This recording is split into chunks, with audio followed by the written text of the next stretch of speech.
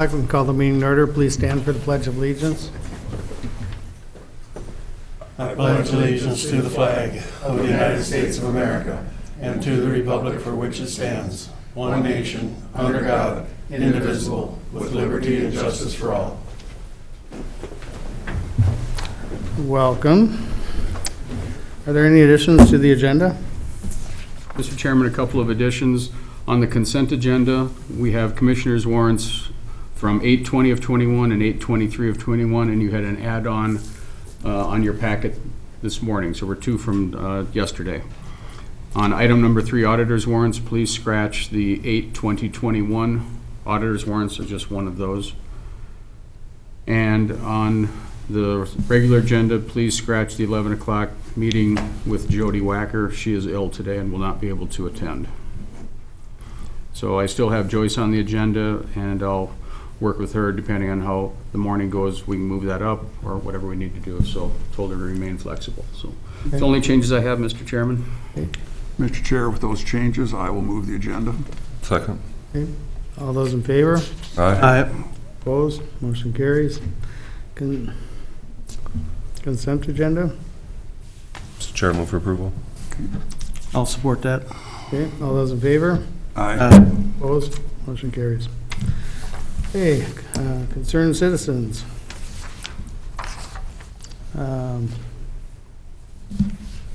Anyone want to, I guess, just raise your hand or whatever if you want to be, come up. Please step to the podium, state your name and address for the record, and each speaker will be allotted 3 minutes to address the board.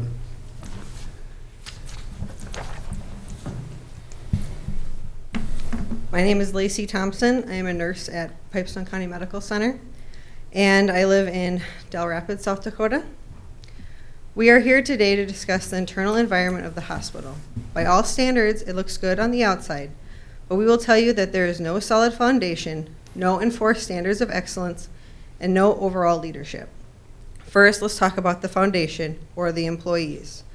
Employees are the most valuable asset that PCMC has. Unfortunately, we are all treated like disposable commodities. We are insecure in the future of PCMC, and many are looking for employment elsewhere. Do you know how difficult it is to replace a seasoned employee? You can fill a position, but you can't replace experience. Let's look at our purpose statement. It reads under teamwork. We build, maintain, and retain healthy, high-functioning, multidisciplinary teams of clinicians, administrators, patients, and loved ones to achieve excellence in every patient visit. We value and respect all contributions to optimize patient care. What actions are taken to ensure that this is true? Are you aware of any patient outcome data or employee turnover rates? If it has been extremely difficult to fill open positions. People who have applied reported that the application process is difficult, and there seems to be a lack of follow-through in contacting applicants. There is no action taken by administration to retain employees. We lose vacation time when we are maxed out. We are continually expected to do less with more. We have to absorb more and more duties as positions are eliminated. And when we do have concerns or suggestions that administration does not want to address, one or two things happens. Either the employee resigns or is terminated, or the concern goes unaddressed and continues to worsen. There is a striking lack of teamwork at PCMC, which is fostered by administration. Employees are not encouraged to talk with each other or work closely in an interdisciplinary team. Under current leadership, everything is very departmentalized and fragmented. Next, let's discuss standards of care. This can be found under the excellence heading of the purpose statement. The line that stands out is, we adhere to the highest standards of professionalism, ethics, and personal responsibility. This could not be further from the truth. There are in fact no mandatory or consistent standards of practice, peer review, or CME that are required by PCMC administration. Also, the statements, we maintain a relentless focus on exceeding expectations consistently, sounds great, but the termination of Dr. Jody Scott would show otherwise. Her abrupt termination, along with the lack of communication to staff and patients, has not exceeded any expectations. It has led to a lack of consistency of care for the majority of female patients and has literally overnight completely destroyed what we have worked so hard to build over the past 8 years. Women choose where the families seek medical care. If they start somewhere else due to the lack of providers here, data shows they will not return. That means we lose them and their families as patients. We have doubled the annual number of babies that are delivered here and built a strong women's health practice based on trust and confidence, not to mention safety and equity in access to care. All of that work is gone. Our patients have lost confidence in us. They do not trust that PCMC is the best place for them to seek medical care. How do we get that back? Our suggestion is that we start by changing the overall leadership, as that is where the problem started. That brings us to the major issue at hand, leadership. Read the vision statement. PCMC will be recognized as a center of excellence in rural healthcare by patients, employees, and providers. I ask you how?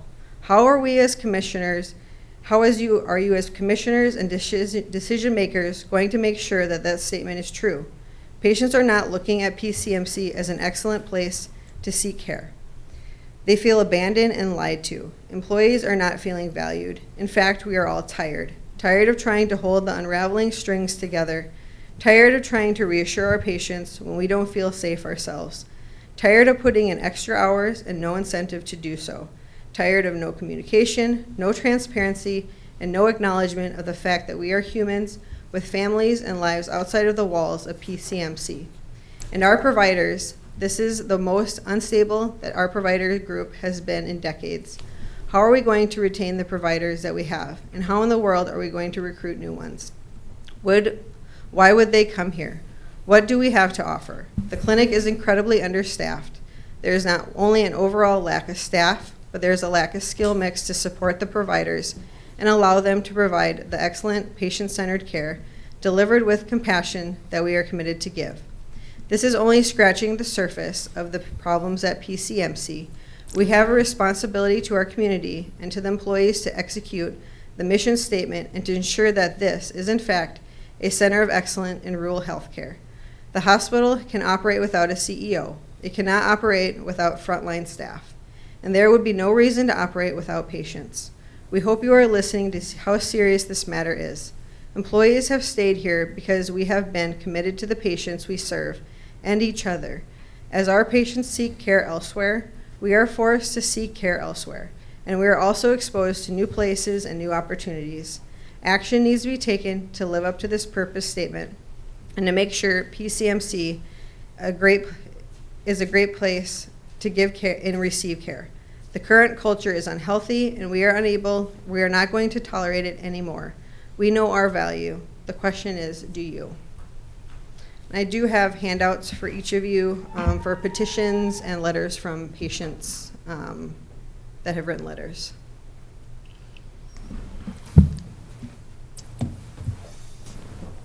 Thank you. Mr. Chair, I've got a question for Lacey, if you would, please.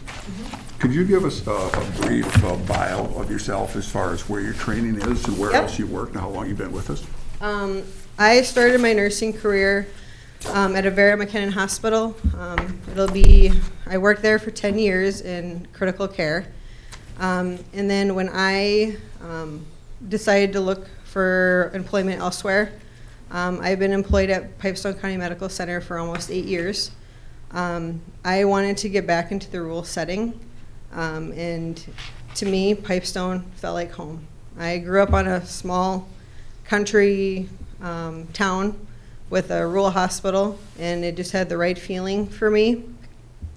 So it breaks my heart that things are going the way they are. But I do truly enjoy my patients and my coworkers also. Okay, thank you. And you said you commute from Del Rapids? I do, correct, yep. Thank you.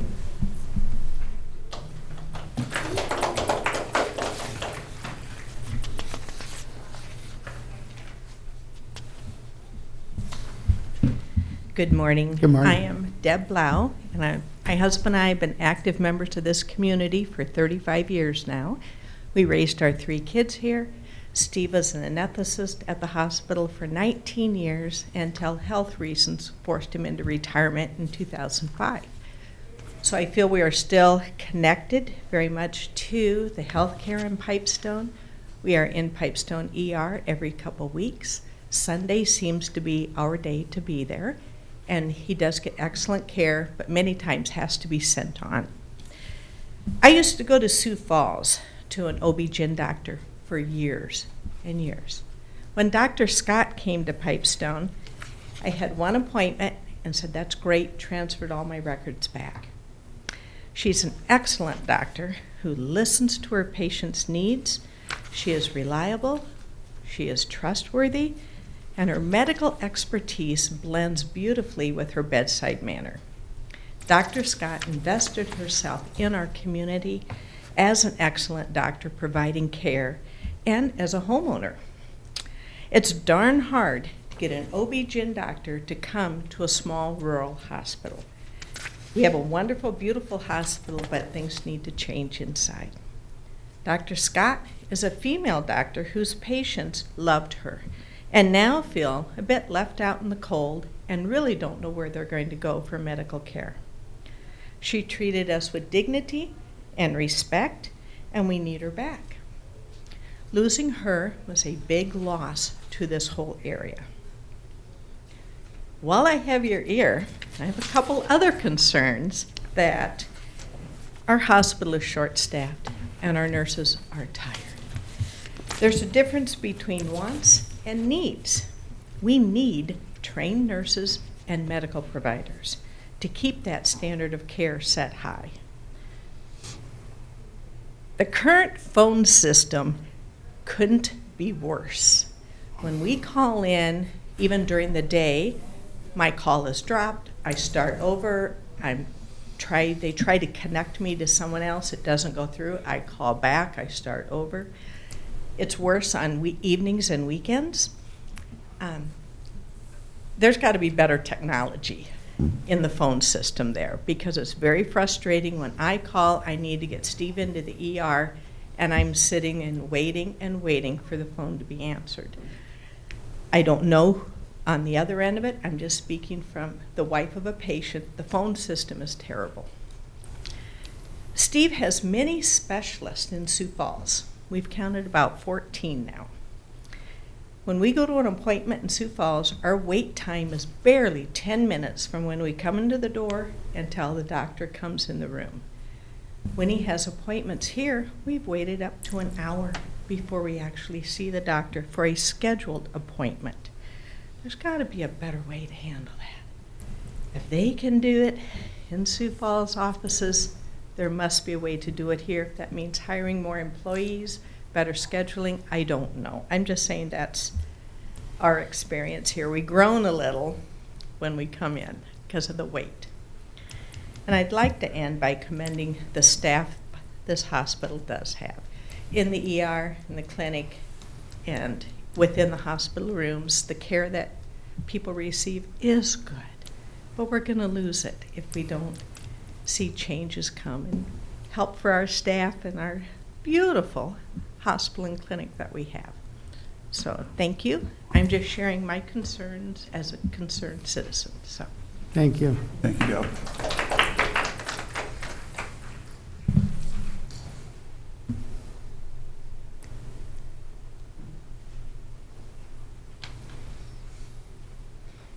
Morning. Morning. I am Lindsay Prunty, and I live in Pipestone. I'm a Main Street business owner, third-generation family farmer's wife. I sit on numerous boards with the city and nonprofit boards in Pipestone, and I've lived here for about 8 years now. Most importantly, I'm a PCMC patient as I stand here 26 weeks pregnant. My story is a little different than most. I'll give you kind of the patient perspective of this. On Monday, July 26th, I walked in to my 20-week appointment, being 22 weeks, knowing a rumor I'd hoped wasn't true, but had found out my appointment was very true. For nearly 4 years, my husband and I experienced infertility. For about 3 of those years, I saw Jillian Nedved, the OBGYN PA, who I loved, but it had came to a point that our case was above her expertise, and she referred us on to Dr. Jody Scott at the clinic. I was nervous to see another provider, just as any other person would have been. But Jody was certainly different. She welcomed my case with open arms, and never had she ever made me feel like I was never going to have a chance to carry a child. She never hesitated with the care she was delivering me. When she said, let's do surgery and give things a peek, I didn't even think twice about it, but I made sure that she was the person that would be performing that surgery. Surgery was over. She had successfully removed endometriosis, of which I never knew, even though I'd seen many other specialty doctors throughout my 31 years of life, whether it be in Rapid City, Sioux Falls, Brookings, Ellsworth Air Force Base. Nobody had ever told me that, which could have kind of solved a lot of my problems. She removed cysts that I didn't even know I had, and she confirmed with me that my tubes were open. And most of all, she gave me hope. She knew what my options were ahead of me, and she told me those options would be and gave me the decision and my husband the decision to decide what we wanted to do and what direction we wanted to go. We gave it one more round of care and help with her, though it was unsuccessful. We were glad she let us have the decision to give it a try before spending thousands of dollars out of pocket on fertility treatments an hour away. She then sent us to Sanford Reproductive in Sioux Falls, and little did I know that before going, the same doctor that I saw in Sioux Falls at Sanford Reproductive, Dr. Scott had also worked under years prior. So this gave me even more hope and trust in Dr. Scott and the direction she was sending me, and if she was hopeful, I was too. So when I was told that I was pregnant at Sanford, I went back for my final visit there with them, and I was given a women's health nurse who told me, oh, you're from Pipestone? We love seeing Pipestone patients because they have Dr. Scott.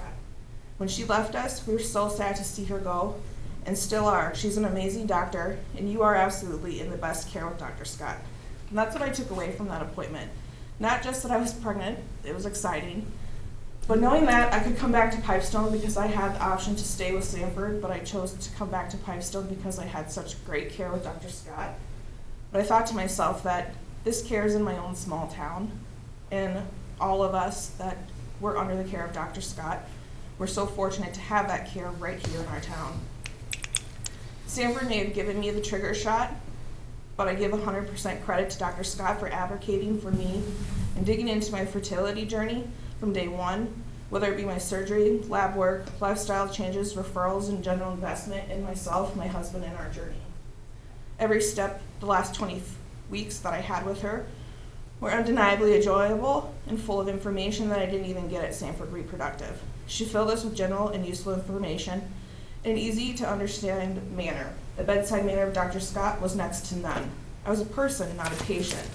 She could relate to you, and you felt as though you're sitting in a room full of family. The medical professionalism, the advice, suggestions, tips, and just information in general on the new life journey we were on was the best I've ever received.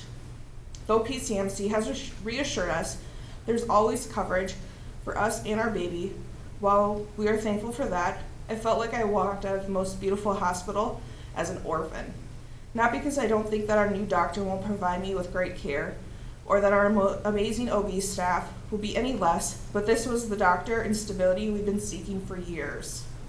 There's nothing beautiful about being a first-time pregnant woman and having the rug ripped from under you after experiencing a 4-year struggle, and feeling a sense of place and comfort and care.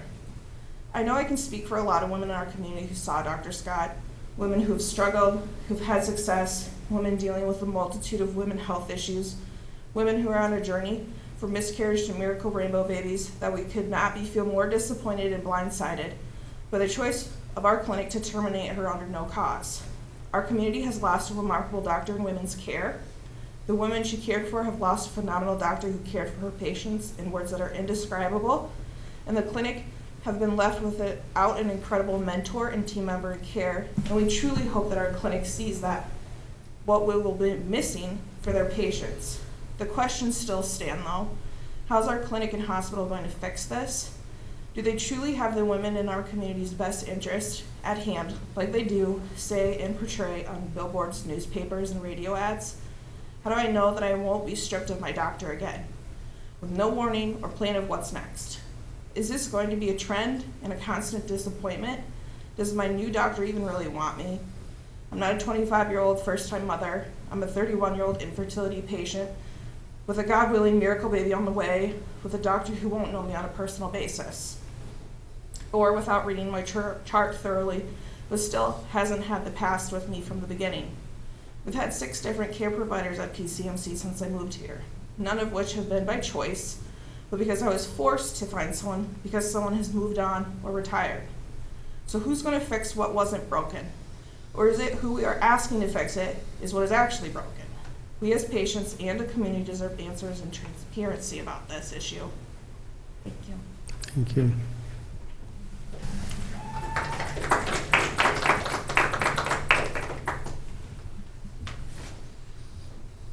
Anyone else?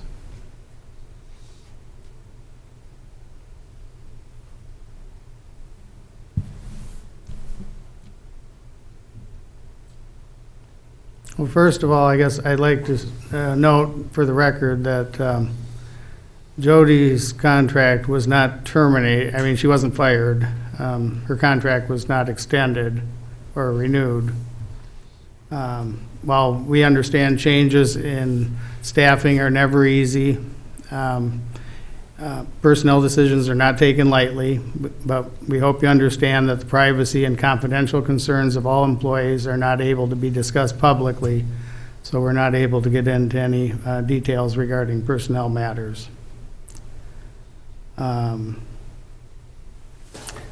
While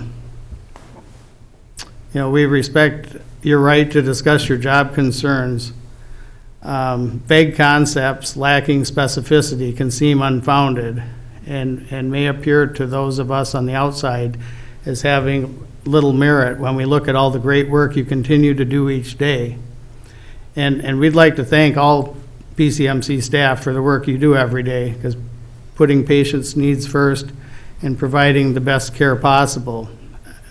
We as a board are very proud of the great work you all have done prior to COVID-19, and especially since the pandemic has disrupted all of our lives.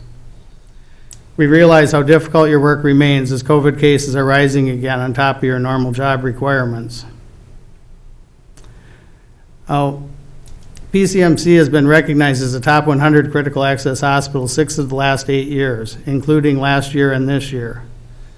Just last week, PCMC was recognized as a top 3 hospital in Minnesota by the Minneapolis Star-Tribune Reader's Choice Minnesota's Best, right after Mayo Clinic. Apparently, Star-Tribune readers, who are likely to also be patients, feel you are a top-notch hospital, a sentiment we all agree with, and congratulate you all on your professional accomplishments. While Dr. Scott's departure may have changed the complement of who is providing the OB service care, PCMC will still provide the same great care with OB-trained family medicine providers like Dr. Anderson and Dr. Savio. These physicians are very well equipped and supported by PCMC and Avera to provide the care our patients need and deserve. There is an internal work group, including these doctors and other staff, who will bring recommendations to the PCMC board regarding future enhancements to our OB program. Our board is committed to assisting this work group in recruiting additional obstetric providers going forward. Thankfully, we are blessed to have current providers along with the Avera OB service line, telemedicine visits, and e-services to provide a full complement of services now and into the future.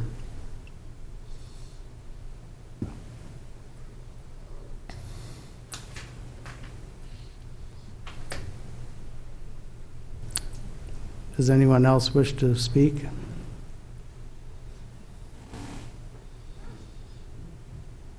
Mr. Chair, I would like to convey one thing to Mrs. Prunty. Certainly rejoice in your blessing of being able to carry a child. That is terrific, and we wish you all the best.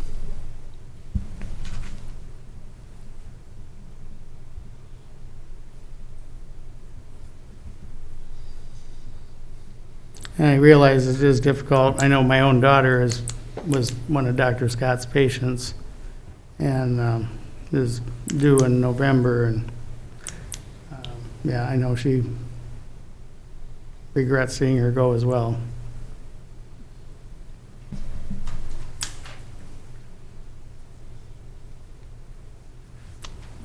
Is there anyone else that would like to speak on this?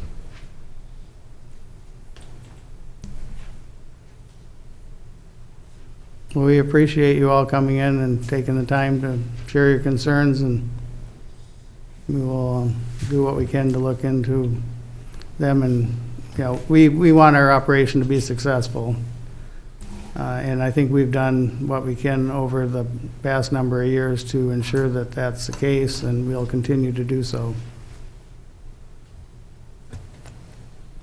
And just, I know some comments were made early on about, what are we doing to retain staff? I would note that, at a lot of facilities during COVID, there were people laid off. There were people with their hours reduced.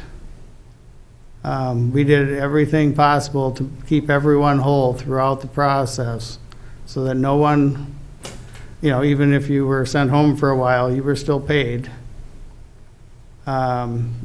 People received, increased pay during some of the COVID hot times. There was, kind of a bonus payment made to all staff. As far as recruiting goes, we're offering hiring bonuses, and, just like a lot of businesses are right now. We realize how hard it is to recruit staff, because it's been hard for all years I've been on the board. It never gets easier, because every facility is looking for additional staff. And we truly are committed to the welfare of our employees and our entire community, and that's why we take our responsibilities very, very seriously. And we appreciate all of the hard work that everyone does there. Mm-hmm. Took a lot of courage for everybody to show up today and convey your stories, your very personal stories, in a public manner too. So I thank you for your time for doing that.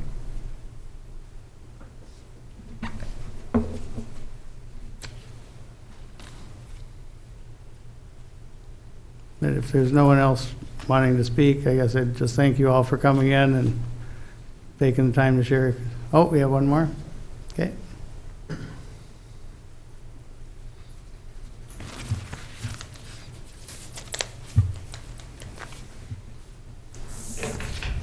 Hello, my name is Bailey Flanagan. I saw Dr. Scott as a patient, and a couple of things that I noticed were mentioned was the ER care and the staffing problems, as well as what doctors patients see now. I wanted to address my concerns. I have a condition called HG, hyperemesis. I can't say the second word, it's very long. It was a tough year for me and my husband. He is in the National Guard and has been pulled several times. And when I fell pregnant, he was not. After a week, he was not here, and I got very sick. It was to the point that I could not get out of my bed. And the care I received here from Jody Scott had really brought everyone peace, because it was pretty drastic. As well as my husband, ironically, he kept getting allergies that were unexplainable, so we were in the ER basically every week for a little while there. And with him gone, I didn't feel so alone, as far as how scary it felt to know that I might not be able to keep my baby because of my condition. And I do remember, I commend the staff for all their help, and I did see Dr. Jillian a couple of times when Dr. Scott was unavailable, and she did a great job. But the thing that scares me that I do want to say is Dr. Scott was ultimately the leader in the situation in my health care. There was a while that I was losing weight, and it got to the point where they thought they might have to place me on a feeding tube. And Dr. Scott got pretty scared, because she came into the appointment the first time seeing me, and it was a little bit further along of a weight loss than she had thought would have happened because of care with someone else who wasn't specifically used to my diagnosis. So when I got the call that Jody Scott was no longer with you guys and I'm getting an appointment with Jillian again, I know I can expect very great care from her. But she is not the professional that I need, and that is Jody Scott. That is, I can't risk that, so I have to find a new hospital. I have been recommended to see Jackie Anderson, but we unfortunately are also moving and it would be closer to go to Sioux Falls, and I just don't feel confident going to Pipestone when I'd never imagined my doctor not being there anymore. As well as now I have to struggle with the vaccine, the idea of the vaccine. Jody and I discussed that right now I cannot take it, and I don't know how my new doctor feels about that. I haven't even met with them. And the third thing is we've talked about electronic services, you know, video. I don't feel comfortable with that. I never have. That's most of the reason why people come to Pipestone is because, I mean, there was days where I come in and I was having weekly appointments and they were scared for my baby, so I needed to get ultrasounds weekly. You know, I can't get that over a video camera. And so I just want you guys to consider that that was all very important, and as well as very concerning, because as well as Dr. Jillian is a very nice doctor, and I was happy to see her, but I wasn't happy because I made an appointment with Dr. Scott personally, and they had no recommendation as to where I was supposed to go next. They said, we have Jackie Anderson. Okay, well, but who did Dr. Scott recommend? Who does she think has a good scope of practice on what diagnosis I have? And that was very upsetting for me because not all doctors are sensitive or knowledgeable with this condition. And it was not a moment of time that Jody Scott did not know exactly what was going on. So I just wanted to say that. Thank you for your time, and I do want to thank the care that I have received at Pipestone.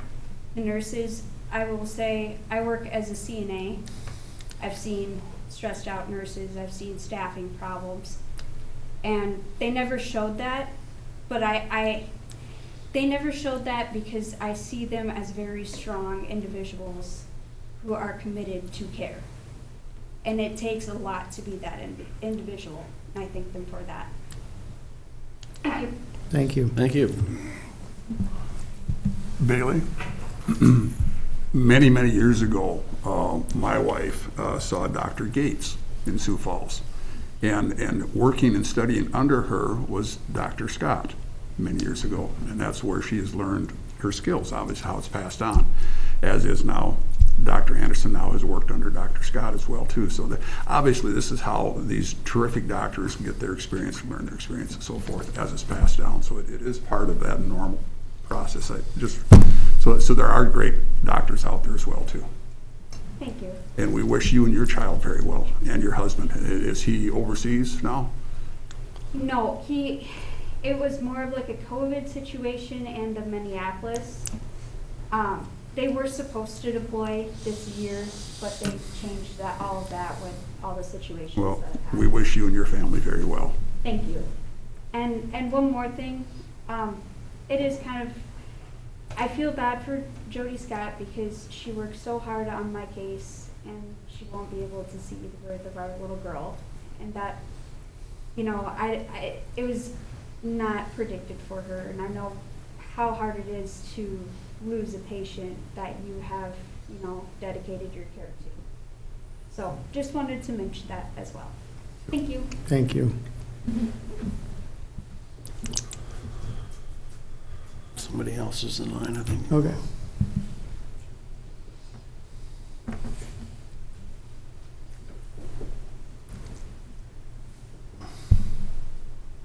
This is not prepared, so I'm a little nervous, so forgive me. I think you know me. My name is Dawn Wilson.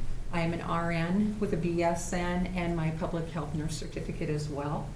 I spent nearly 10 years employed at Pipestone County Medical Center. And most recently, I do utilization review, which if you guys will remember, I did at PCMC as well. But I do it for Blue Cross Blue Shield Minnesota Medicaid. So I'm on the other side of the fence now. Why I'm speaking, why I'm nervous.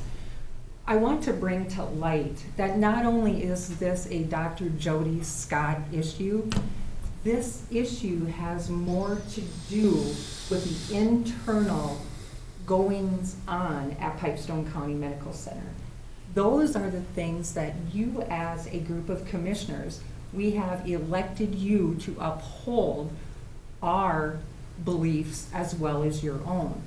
So while I am in full support of Dr. Jody Scott, while I am in full support of my fellow nurses, American Nurses Association, Minnesota Nurses Association, I believe in my heart what the issue is or what needs to be addressed by the board is the internal goings on.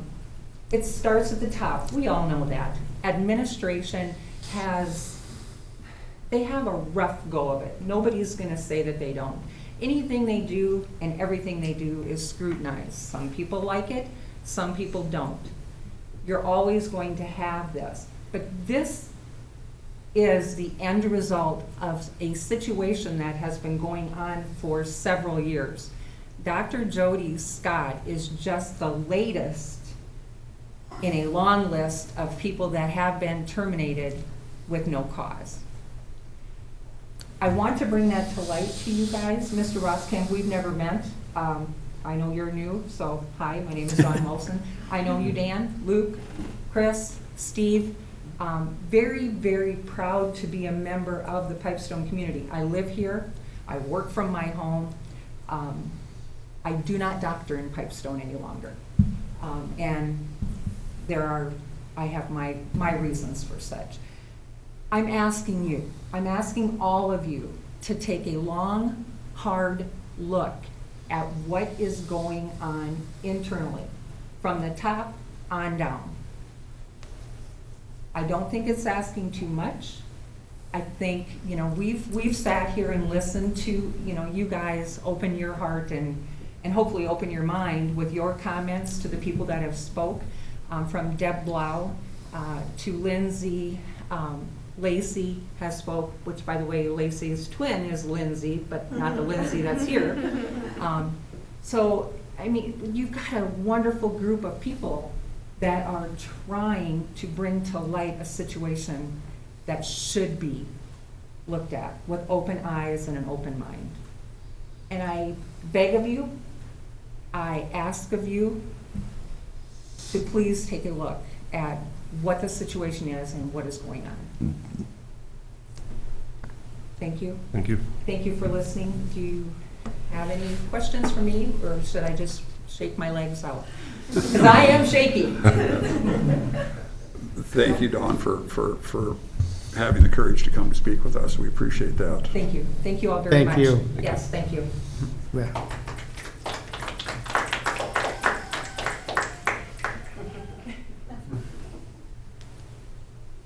Is there anyone else who would like to speak?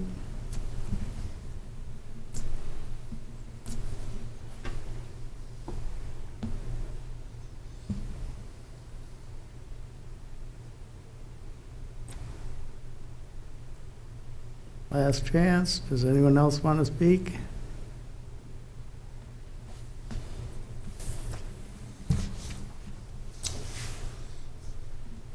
Mr. Chair, would you consider a brief recess at this time, if no one else cares to speak? That's fine. Yeah. Thank you all for coming. Thank you for sharing your concerns. We wish you well, because like I say, we all want everything to work out, because it's such a critical part of this community. We need to make sure that things are good going forward.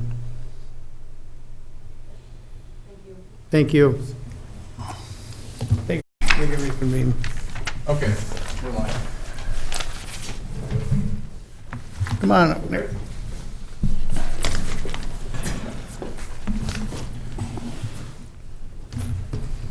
Good morning. Morning.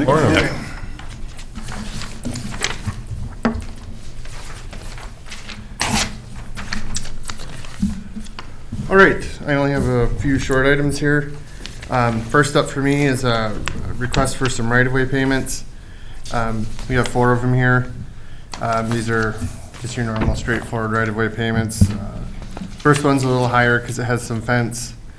And then the last one's a little bit higher because that existing right-of-way is only 33 feet, not 50, so. But other than that, these are straightforward easements. Mr. Chair, I move for approval. Okay. And I will second. Okay, all those in favor? Aye. Opposed? Motion carries.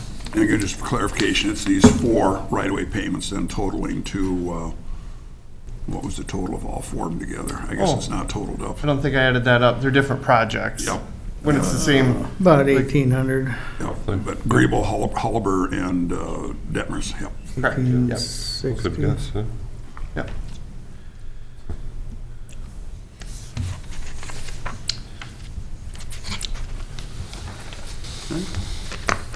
Right. Sorry, I wasn't paying attention. Did you guys vote on that? We did. Oh, you did? Okay, sorry. Other things on my mind, I guess. but- All done. Next up, I'd like to set a letting date for the 2 bridges by Island.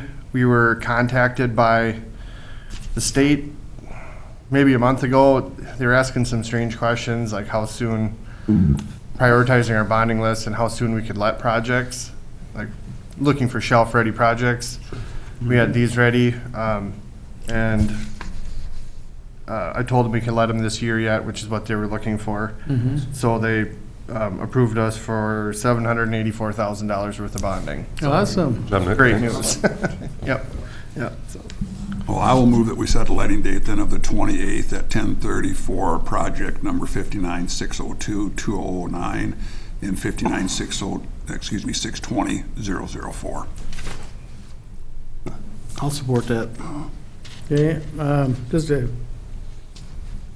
how much was the State Park Road account funding? 474, I believe. Wow. Nice. And it's still gonna cost us a couple hundred, but Yeah. But still, between the two, you got 1.3 about. yeah, we recognize how expensive they were, and we're prepared to wait. So we started the process early in hopes, we get denied a few times, and eventually it's gonna stick by the time it really, really needs to be done, so. So these will probably be done next year then, I or was possibly actually this year? approached by one contractor, a bridge contractor, who's ahead of schedule and looking for work. So if he's a little bid, It might be this year. one of them may be done this year, yes. Wow. Yeah, or at least started. So it might take longer if it's into the winter time, but I'd happily give them extra days in the winter time if needed to avoid summertime work, Right. so. So these are, you got 2 different lettings, then you got the one for Highway 23 and County Road 2, and then you also have the one in Hatfield, Howland, 2 different lettings at the same time? Yeah, my next one up, that's a group of box culverts. Okay. And you It's- got that set for the same time? Correct. Bids are, essentially, we want bids due at the same time. Otherwise, the logistics of us checking with the auditor's office again, and I don't want one to get missed somewhere by accident, so. But you need 2 separate actions on this, that can't be under the same motion. Correct, yep, that second request for board action is for completely different contract. That's box culverts for essentially next year. But if there's some bonding money going out, these projects were shelf ready. I wanted to get these let before contractors start to fill up. I feel we get a better price that way. Exactly. The last few contracts, when we were able to have a really far out completion date, we've been getting really good prices.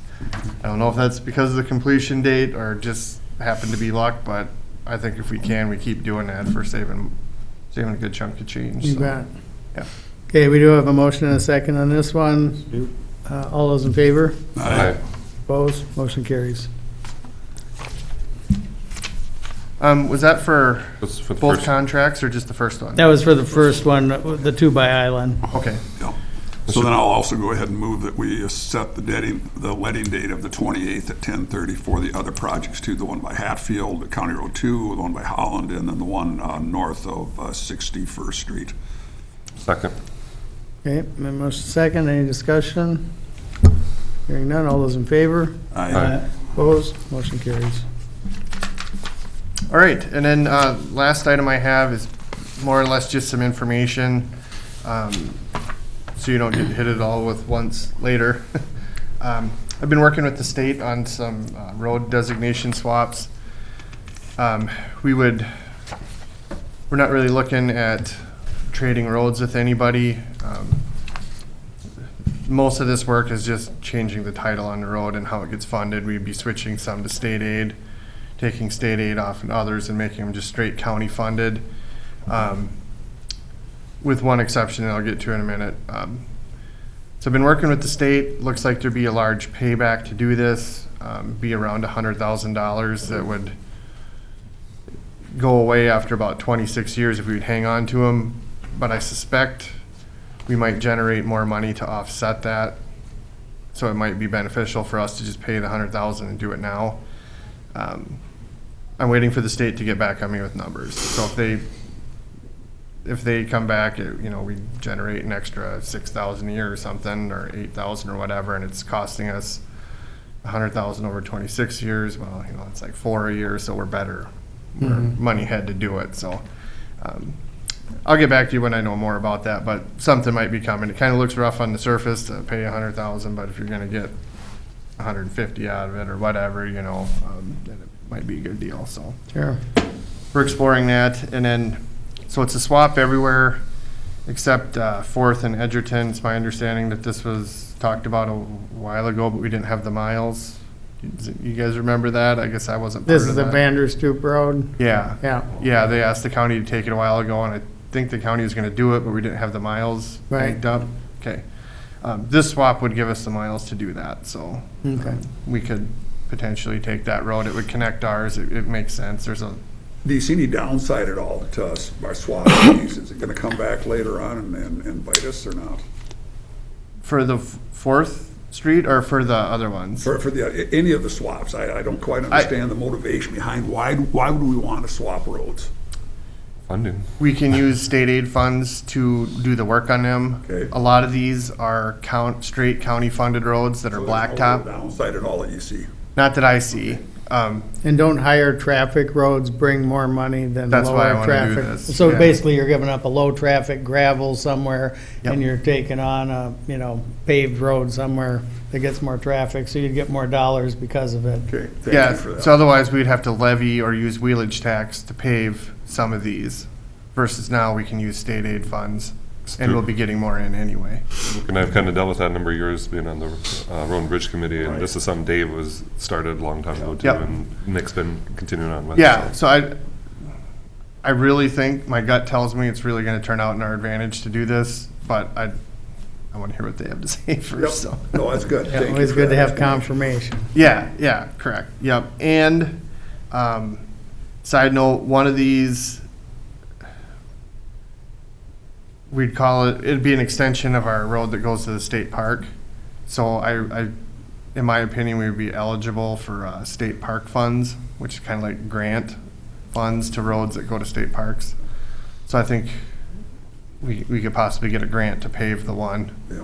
So, that would be a bonus too. It's not a guarantee, but if we, Oh, the one that goes through Island? yeah, Oh, nice. yeah. That would be considered a route to the state park, because it goes right by. Yes, Yeah. yeah, Sure. it'd be a straight shot.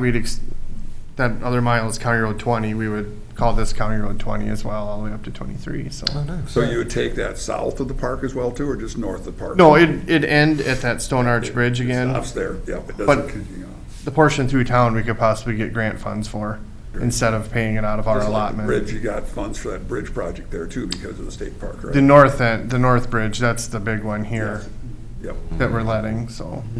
So yeah, I'd pursue those funds again. The Stone Arch one, we haven't heard yet. I think we started that my first year on the board. Yeah, But I think we must be moving up on the list though, because, I think so. If nothing else, I'd see if we could be able to use our town bridge funds or something. We'll see. As our bridge need goes down, we still get a lot of money in due to our.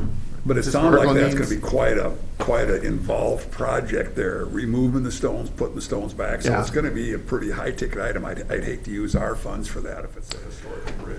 Right, but if you think about our bell-shaped curve, if we're getting over the hump, kind of what we're bringing in for needs is somewhat based on how much we've needed, So as we're running out on our bridge needs, our money might still be pretty high, so there might be a little window in there where. We can be able to designate funds for that. Yeah, Okay. maybe, I'm trying to pursue all avenues here, so. But, that one's also another reason to hurry up and get that north one done. Yep. Because they've got to have a way to get to the park, so. Yep. right, Very good. So, yeah, that was just information for now. I'll be back with more detail on that, so. Otherwise, if you don't have anything else for me, that's all I have today. no, thank you. All right. Your son. Yes, thank you. Yeah, good luck. Don't speed. Yeah, don't get a ticket.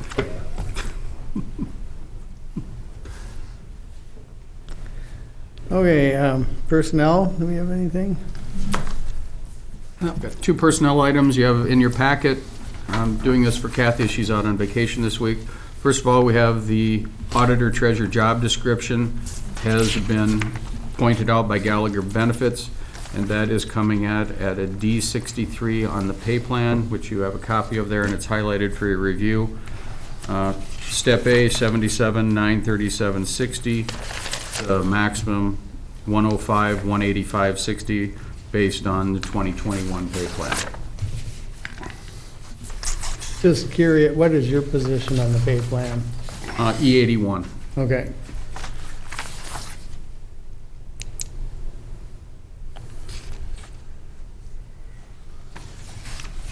So the job description has been approved by the board as the last meeting, so the next thing we need to do is to move forward to have a pay plan in here so we can, Kathy can get that advertised and show what the pay range would be.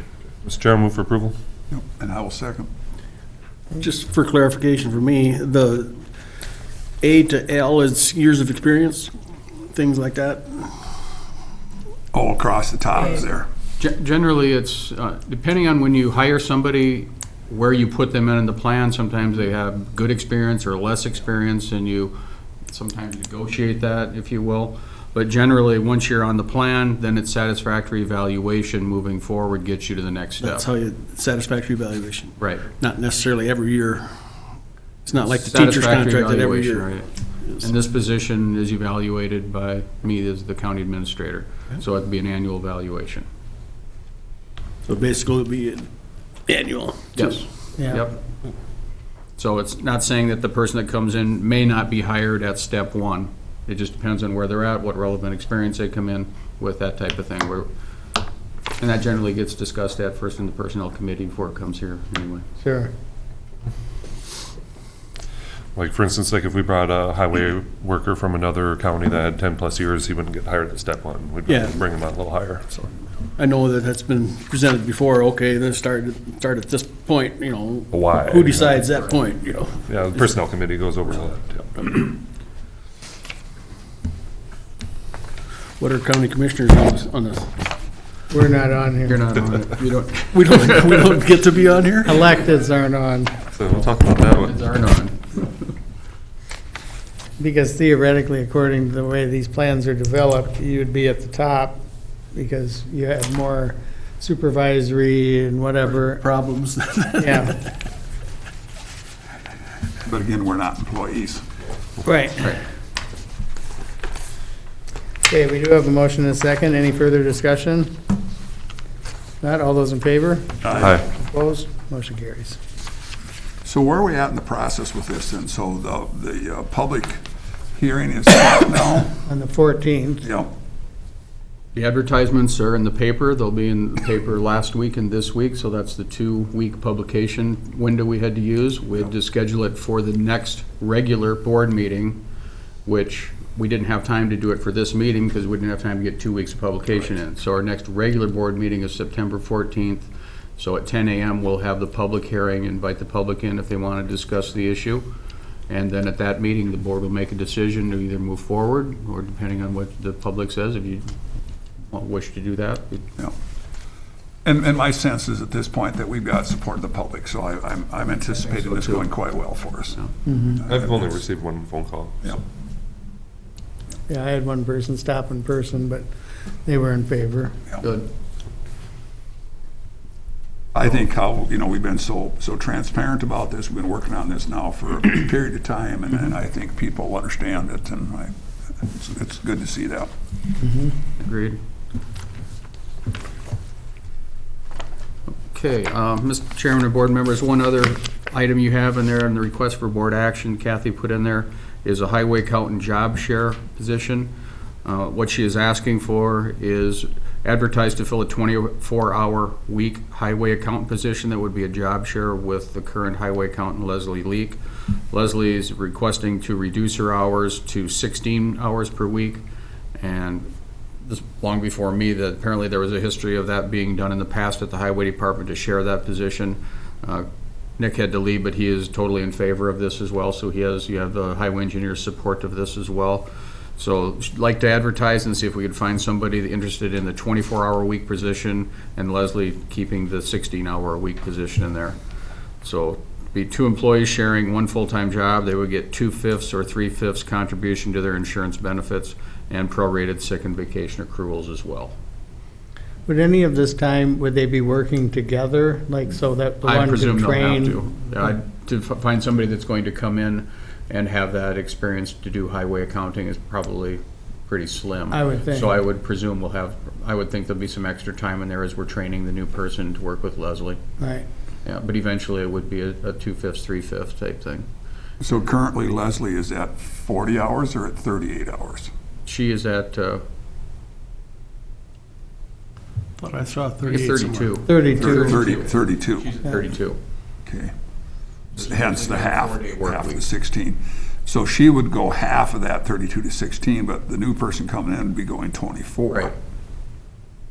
I like it from the standpoint, the continuity, because again, these jobs are so technical and so precise.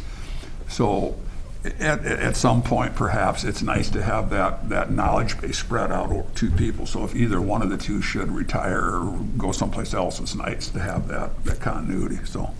When just thinking of the annual report, when you look at how they track, every piece of equipment and its usage, Yeah. and, every project and what stuff gets used on each project, I mean, there's a lot of accounting involved. I've been impressed with the reports that they push out, and Right. I'm sure Nick doesn't do it himself. No. No. Can I ask what age range this Leslie is in? Is she approaching retirement, or is it a different reason that she wants to go down in hours, or? I think just have more time with her family Okay. at this point, and working towards retirement. But it could be any number of reasons. Yeah, It could be a younger person wanting to do it because of daycare Certainly. considerations. Yeah. There's a lot of different areas, but yeah. But like you say, if you get 2 people that are both trained, Yes. that's advantageous if one of them decides to.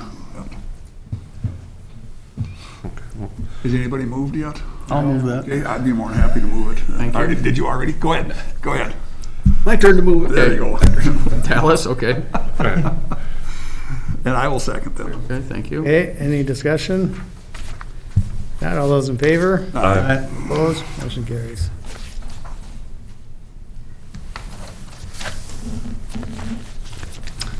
Second quarter budget report.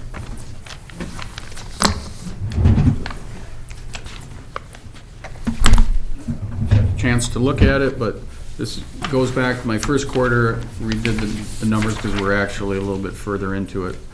But in going through it, each department is basically really good on schedule. You'll see ones that have 100% are those are primarily those that get appropriations from the county, and those are paid out with the when we get the first half of taxes, those are all paid out there. Ambulance is still running high because the ambulance purchase hasn't been moved out of that yet, so that's why that's still showing 138%. So they had that $240,000 expenditure in there. Fairgrounds is low, just haven't done as many projects out there. That'll be moving up a little bit. There'll be more bills as we went into the fair here. But all in all, it's a very good second quarter report for the board. Thanks, Steve. The only thing I mentioned to Steve earlier is that the property taxes weren't listed yet, that we received them. So in non-departmental and family services, it shows, just a token amount out of the 4-point-some million budget in non-departmental and 1-point-some million in family services. And obviously, over half the taxes have been collected, or a majority of taxes have been collected, and Yeah, they have. the distribution is just not showing up, but we've So I just- got the money apparently. Right, well, yeah, the money's there. Apparently, it just hasn't been, as of the end of June, was not moved over to the IFS on this, so. All right. You want to explain the fairgrounds one a little? What now? The fairgrounds one, you want to explain that a little farther? I can try. Minus 92. We didn't spend as much money yet. No, fairgrounds kicked back, the fair board. What happened? Yeah, okay, why it's low? Steve came to one of the meetings. We got shook paid, things we up. got paid back for the grant money that we paid for the projects. The fair board got the grant money from the state, and the grant money was deposited in their account. I brought them an invoice at the spring meeting, and they basically said you need to pay the county back, and they paid us back, so that's why we took in $42,802.30 this year from our back projects we've done. That's all the ones that Wayne always puts in, a $10,000 grant, so that's why it's 4 For years like the worth. bleachers or whatever. Bleachers, they've done some things with fencing, that type of thing. It's always, he puts one in every year for that. So in the way it's set up is the money goes, we pay the bill, money goes to the fair boards pay the county back. Steve came to one of the fair board meetings and requested money, $43,000. I was pretty impressed when, oh, that's why he's here. That's why come to collect. But it worked. So. It worked. It's just time to bring it to their attention. I think they're just trying to, since they started this, I mean, they changed over their secretary and financial person, so I think it's a lot of it. And didn't have a fair last year. Right, there was a lot of issues there, but it's, no fault of anyone's. It's just time to bring it to their attention, say, hey, time to pay it back. Time to pay It's it. been 4 years, so. So he's on his game for that stuff. So. Just to comment on the fair too, really see all the money that we put into that over the years and all the improvements and stuff. It's really becoming a really nice fairgrounds now. I was so happy to see all of those carnival campers off of the street. Yes, And back yes. so much safer. You don't have all that Oh, yeah. congestion with people driving by there. We're able to have a car show there. Yeah, well, yeah, that, but nobody getting run over. That works out very well to do that. Just talked to Wayne a minute before the meeting, and he said the fair went well for money-wise also. So. Good. Very good. Sounded like the dance was a little light, but they did okay, so. Well, maybe we can get a bigger name for next year. Should've brought that country gal then too, maybe, I don't That would know. have made a big difference. Yeah, Wayne and I tried, but it didn't work. So. we're drawn from two crowds then, but. Some people said that we would have left after the country girl. So, but then you double dip, Exactly. That's fine. You don't have to stay for everything. Something to think about for next year. Would request a motion for the acceptance of the second quarter report, please. So move. Thank you. Support. Okay, all those in favor? Aye. Opposed? Motion carries. I got to get my name in the paper too. That's so. right. Absolutely. He doesn't do anything right. Hey, I suppose you could contact Joyce and have her ready, because it won't take long for the home tax abatement deal. Yeah, we need to do the home tax abatement. Doing that, That will just take a moment. Requesting the board to approve a motion to have the home tax abatement for Mr. Mark J. Robinson on September 14th, 2021 at 9:30 a.m. You have the information in your packet about the request. Approximate annual abatement will be approximately $590. And after the public hearing is over, the board would actually then take action on the abatement itself, the request. So this is just to schedule the public meeting on the 14th at 9:30. Does he comply with all city regulations, housing? It looks like a house to me. It is a house. Apparently, the city is approving houses. They are. Apparently. Pipestone is not, Edgerton is not. No, Pipestone is, apparently. Okay. This lot that you're looking at is, That's my next question. Where was okay, this? 8th Avenue Southwest, Dar's Pizza corner. Yep. Go about a half a block to the north on the west side of the road. There's a house on the corner, vacant lot in the middle, and a house next to it. That's what he would, It's a vacant lot. that's where this would That's be? where that's gonna go. Okay. Would be in the, would say that would be the 600.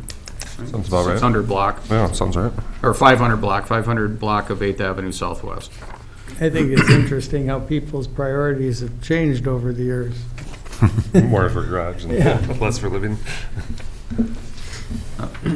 One thing that we're going to do, I was talking to Joyce yesterday about it, that we're going to modify the application to state that the applicant has received a building permit from the applicable jurisdiction, whether it be the county, the city, or whatever it is. Because there's no reason going through this whole exercise if they don't have a permit and say it's, you know, they can't go through with it. So we're going to request that a building permit be filed before we move forward. Okay. Good idea. And there are some things that you can't do before you get one of these, right? You can't start building before you get one of Right, these. we won't, yeah, you can't start building this before you So get it's the a abatement. certain slot, you have to have your building permit, but not start building, Right. And so. which is usually the way it's supposed to be anyway.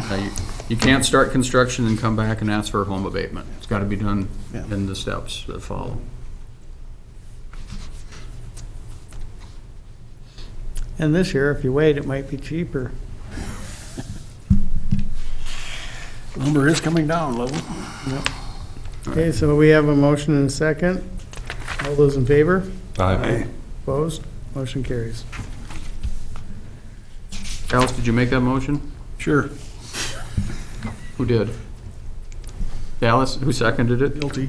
Dan. Dan, thank you. Yep. Thank you. And then we'll just have Joyce and we'll be good to go.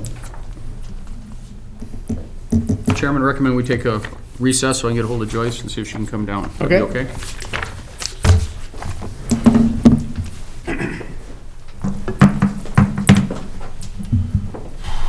On the process. Oh, He's got comments, I guess. Okay, we're live again. Morning, Joyce. Good morning. How are you Morning. guys? good. Good. We can't change yours. I didn't bring my red pen. Oh, no. So I can go ahead? Sure. Okay. So, I got an ugly budget this year, guys. It's an increase certainly, and it is because of the new request for a new employee. And that's really just getting prepared for when I'm not gonna be here in a couple of years, you know, and it takes 3 years minimum for someone now to become an appraiser as of July of '22.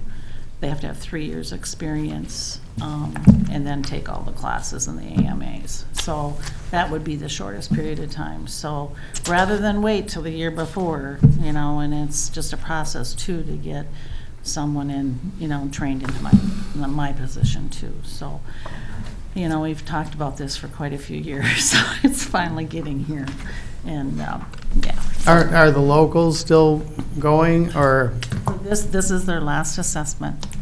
it is, so they won't be doing it anymore in any of the townships? Not if they're or- not licensed. So we have, okay, so the city of Pipestone, city of Edgerton, and Jasper have a local assessor that is senior accredited. So that's not gonna change. That's what you need to have to Yes. do it, Well, okay. you need an AMA. He's actually got a senior, so yes, he's more than qualified. Eden Township has, actually the county, he used to be the county assessor from Martin County, and so he's a senior accredited as well. He may take on one or so townships, but he certainly is not interested in doing any heavy load of a bunch of them.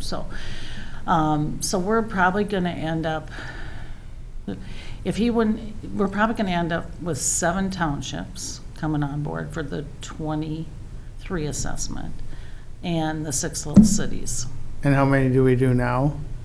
3. So we would be going from 3 to 10? Yeah. Now, so we were just having this conversation with the girls, and so these last several years, we've been putting the appraisal records on CAMA, the Vanguard system, and we have got those. The townships are in pretty well. We got commercial to do, but the commercial township will be in too. So that's changed how we, how much time they probably spend. 2 days to do a quintile, which is 20% of the parcels each year. They probably spend 2 days in the field, and then I would say all of that, two days probably in the office inputting those, if there's changes or whatever. So they think they can handle it. So I think you always will be looking at, 3 appraisers and, for sure a tech, and that tech desk is getting a little heavy with lots of stuff. You think computers are great, but it's just that there's a lot that goes on at that front desk too. Filing of homesteads and our cross-county program and our actively engaged in farming, and yeah, there's just a lot of stuff to do on that desk. And there's we can expand that, GIS and mapping is becoming an integral part of what we do, and we would like to kind of expand on that too, but so. And that's accessible by the public? Yeah, with that full intention, so. So anyway, that's the bulk of the budget, and because of the employee, of course, the insurances go up, and, PRA and Social Security and Medicare. The other thing, last year with COVID, we certainly had a lot of, if we had training, and that kind of fell short. I mean, even a lot of the trainings didn't happen. And then they started to do some online, so we got some catch up to do just to kind of make sure our licenses keep current, and of course now they're going back to online or in person, so that's really increased it too. So,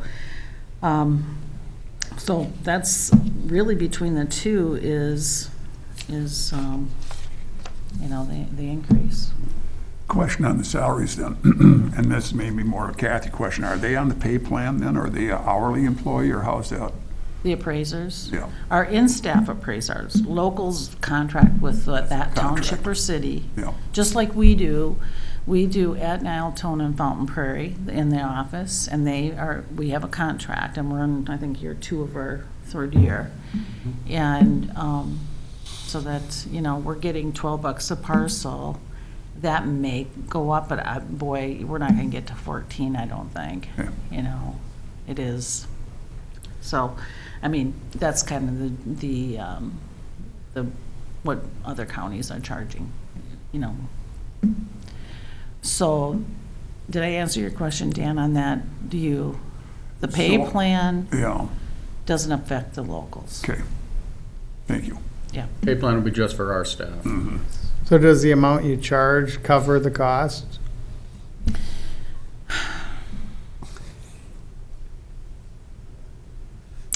I haven't penciled it out. I'd say it's hard you mean as far as the wages and stuff? Right. For the time involved and whatnot. It probably should be looked at. Yeah, I don't know, Lou, without pencil, I have never penciled it out. And I did a survey of what other counties were charging, and actually we're on the high end. So, some of that argument is you get more consistency, By having the county do it, I mean? Yeah, it's just, everybody's following the same rules, and I think that comes down to communication with those locals. And our locals have been around for a long time. There are some differences, and particularly that kind of came up when we went to the Vanguard system. You know, the grading and conditioning changed. It was a different method. And so then, you know, you kind of got the old regime going and continuing to do as they are. Is it huge? No. But, you know, that's some of our people that show up for local board is because of that transition into this new system, you know, and it's just grading a little bit differently, so, yeah. They redefined excellent, or? It's just the, you know, the math behind it is just a little bit different, yeah, so, But it's really like a grading difference, yes. or rating, or whatever you want to call it. Yeah, grade is the, you know, the home is graded on its, a grade of a home is based on how it's built. The condition is condition. Is it in good, for the age of that structure, is it in good condition, or is it typical? You know, if they've gone in and get an old 1900 home and they've gone in and revamped the whole thing, you know, it's probably an excellent condition or more, you know, for today, for that age of home. Right. Know. So, but. So Joyce, if I'm looking at this right, we'll have 3 appraisers, 1 tech, 1 deputy assessor, and 1 county assessor. Is that right? 6 people? The deputy would be an appraiser. So we'd have 5? You'd have the Or we 3 had 6? appraisers, 1 tech, and the county assessor, yeah. Okay. Unless Pipestone comes on board, boys, then we're looking at something different. And that's the, you know, that guy contracts with the city, both Edgerton and Jasper and Pipestone. And that's basically 50% of our parcels. Mm-hmm. So he's pulling a heavy load, so not, then what, you know? We need 2 more Could end people. up with that. Yeah, it might, yeah, and a lot more commercial, you know, that's a whole different animal. So, So it would take 2 people to replace him? well, the 3, yeah. I mean, there's one currently doing those 3 cities? He's got help. He's got, Oh. you know, the residential He's got part is staff. being done, the residential is being done by 1 or 2, depending where he's located, others. He's got, with himself, he's got 2 other people with him, I see. yeah, so. So I don't think we see any, you know, worst case scenarios, or the budget could go up, and then where do you put us all? That's what we're going to talk about. Where we can put them. Yeah, we even have that with a new hire, Mhm. Yeah. you know. I'm not into brick and mortar, I'll tell you. You know, I really think, I think we gotta think about flexibility here. You know, would it work, and these are just what ifs, right? You know, offsetting our work schedule, still working the 40 hours, but maybe somebody works early and leaves early, and we still need I think a desk. We got the work from home situation. I'm not 100% sure that it works for a short period of time, but when you're inputting, there's times when you have to be in the office and kind of brainstorming and analyzing sales, and, you know, maybe as we get more experienced appraisers that, you know, we do that together, because they're out looking, you know, we just kind of have a set of criteria we go through, and should we do this, should we do that? Is this city comparable to this one? You know, you just got to have that conversation. So there's times when you have to be together. But it might be just the type of desks we have, and paperless, and, you know, using more tablets. And maybe they can share a desk, because again, the bulk of their work is done in the field, so if they could have their Right. schedule set up, so if you've got a 4-man crew, 2 of them are in the field on these days, and they Right. rotate when they're in the office, when they're in the field. And we sort of do that now. Yeah. But if you ever walked into our office, our desks are big, I mean, and they're full of paper, Yeah. you know, and that's just kind of what we've been used to, right? You know, so you get, you know, we tried to keep that in mind, but then the next problem becomes filing and how we file, you know, electronically. Yeah. And so we just were talking about that too. We need to get some consistency and some, you know, it went from the file cabinet where I could go walk and pull it out to, where is it on this system? Like, I know it's here, you know, so it's no different than how you file in a file cabinet, if you don't have a good system, so. So as we talk about where, I guess, How soon would this person be starting? I think it's gotta be soon. Like the first of the year, or you're thinking? Yeah, or- in the first quarter, for sure. Yeah. I mean, I can delay it, but it's just gonna kick the can down the road, and in the end, we're gonna have someone not where we need them. And then they aren't able to go out without having someone with them. Now, they can work under a license, so, and the state board allows that.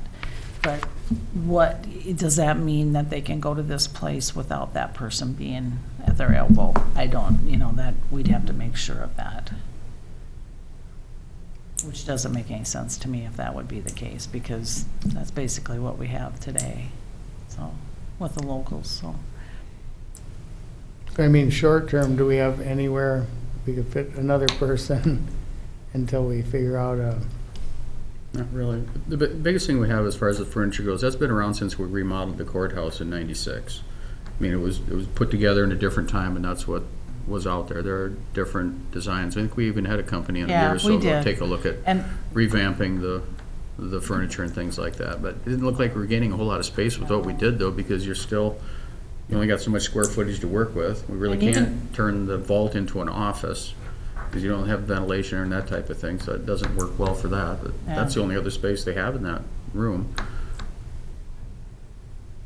I mean, back in the day when I started, there was a 3-person office. Yeah, we took out that front counter just the counter's gone for accommodate space. another one, so that, but you can't remove the vault. Right. No, the vault's not going anywhere. So. Our building was built for a different time. Yes, it was. I think we're gonna keep having that trouble moving into the future. It just doesn't end. Who's on the building committee? Les and I, Okay. Yeah. Has Les talked to you about we've the, pondered the problems in the past. We don't have anything firm. Come up with anything concrete. I mean, hit the ball back and forth and. But you talk about the old records and where do we go with those in a new space? The books I have in the shelves in that vault. I mean. Yeah. Go up and visit the west side of the courthouse. There's not a spare space up there that's full of court records and everything. We just have. And truthfully, I had a request today to go back to 2003 in value. And we were able to do that in there, but we would have had to have the old books to do it. And, so we can't get rid of them. They have to be accessible. Moving to a new space, just as, I'll throw out the community room as an example. Where would we put the books? They're not going to be fireproof then. And, it's not an easy thing. Can we scan them in properly? We certainly could, so that we had permanent record. It takes some Off of the doing. courthouse upstairs, then we've got the law library, and there's a nice space there. It's not used hardly, but it doesn't matter because we have to have it. It's mandated that we have it. We can't, it's It not. has to be you have to have the book. It can't all be electronic. In my case, with these appraisal records, we could do that. It's the old field cards, so and they go through 2004. And then from then, we went to the land and stuff went on CAMA system, so. so since 2004, it's electronic already? The outbuildings we have field cards from 2004 on upstairs. They're just sitting, they're paper, that is the blue bar paper sitting in several, I think it took 5 cases of paper to do a year's assessment. So none of them are scanned in? not upstairs. Okay. We're required to keep 10 years and we're fine there. Right. We have that, but, this was like a 11 or 12-year deal and it was like, we could find it yet, but, But just to, think about what's in the vault, I guess we could scan those in. Today they're not, but I think that probably wouldn't be a bad thing. So. We'd have to do something. Nobody wants to inherit my books, I'm sure. And then up above, up at the ceiling, we have, that goes back to the 80s, and you have to, there's a process with the archives of the Historical Society, and they have to kind of give their blessing if you want to get rid of things. And Tom Hausler, when he was here, did that, and I think it went through around the late 1990s or something. But they sent the books back to us and we kept them. We didn't discard them. What, they scanned them and sent them back? The Historical Society did, yeah. And it was like every other year. They didn't want every year. They wanted the odd years or the even years. So you have them going back to the 1800s, or?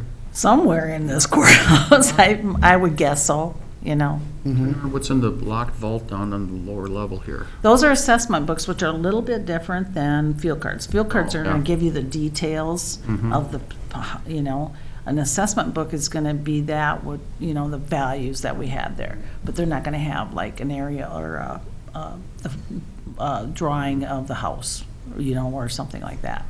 It's just the values. So in the old days, is that what they went with, just a shorter version?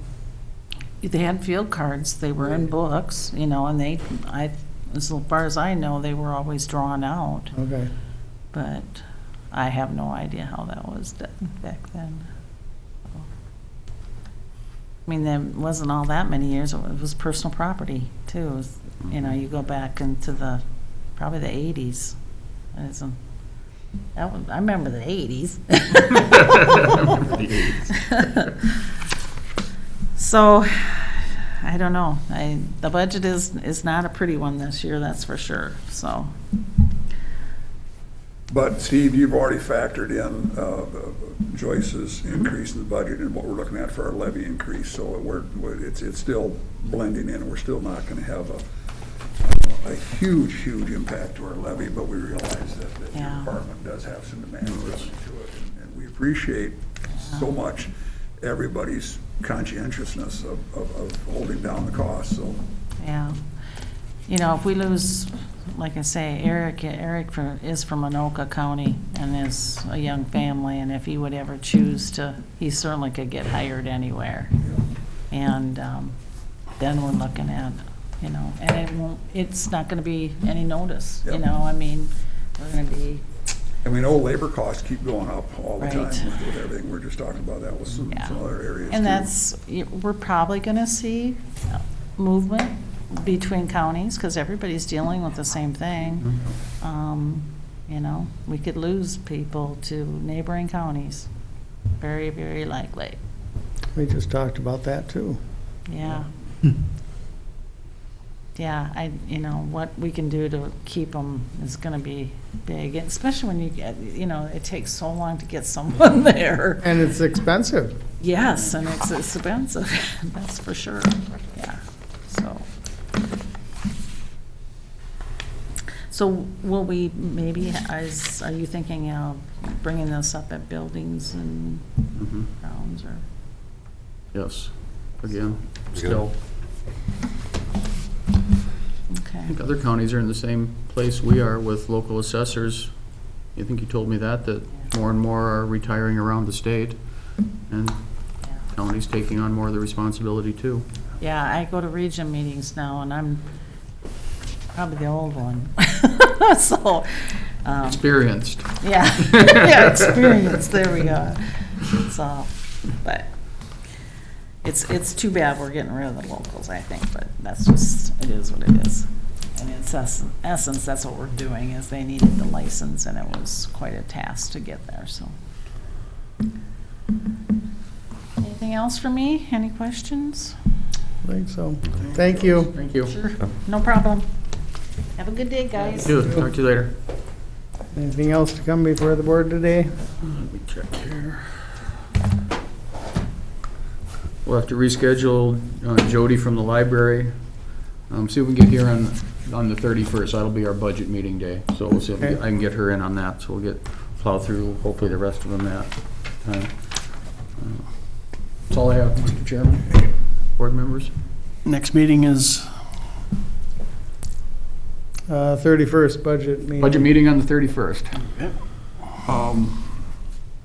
I might have a conflict on that 31st. Is that going to be a huge problem if we don't have all 5 of us here for that? No, that's fine. Budget, so. Okay. Something just came up on a schedule that I'm going to have to be. Are we gonna be on for Monday then? 9 o'clock What's right that? here. Gonna be on for Monday for safety?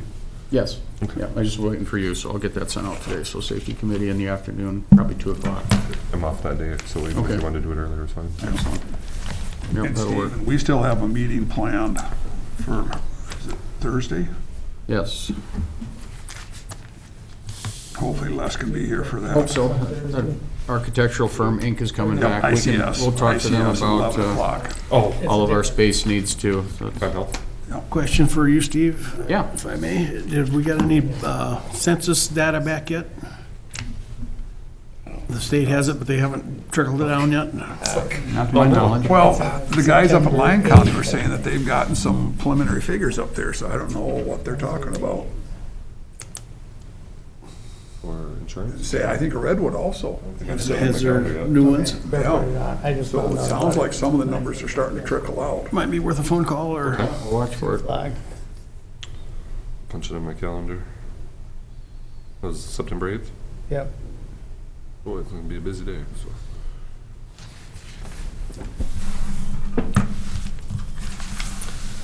Yes, I'd move to adjourn. Second. Thank you. All those in favor? Aye. Opposed, motion carries.